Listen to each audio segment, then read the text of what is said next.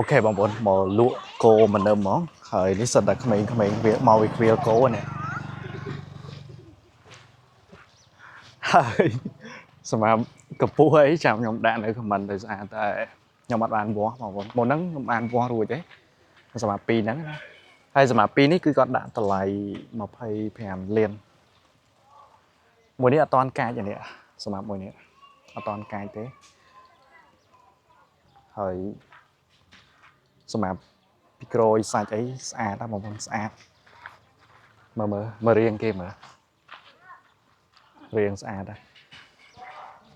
សម្រាប់ទីតាំងគោនេះគឺនៅខាងខេត្តកពួត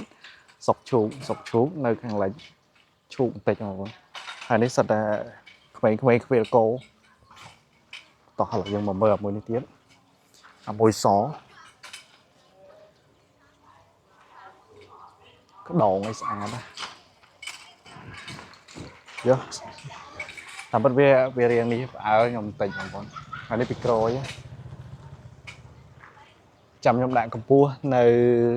ខមមិនណាបងប្អូនអាចចូលទៅមើលនៅក្នុងខមមិនបានសម្រាប់កម្ពស់វាទាំងពីរហ្នឹងចឹងបើសិនជាបងប្អូនស្រឡាញ់មួយណាអីគឺអាចយំ call តាមអាលេខដែលខ្ញុំដាក់នៅលើចំណងជើងនឹងបានណា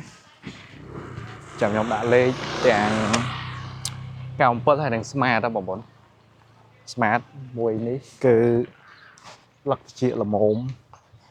តែបើមួយសនលឹកជាហាងវែងជាងមួយនេះបន្តិចបងប្អូនហើយសម្រាប់គោពីរនេះគឺម្ចាស់តែមួយទេអូខេ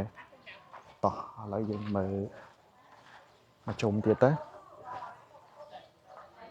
នៅទឹកដីឈូកទេនៅទឹកដីឈូកនៅក្បែរផ្ទះខ្ញុំដែរទេបងប្អូនអូខេអរគុណ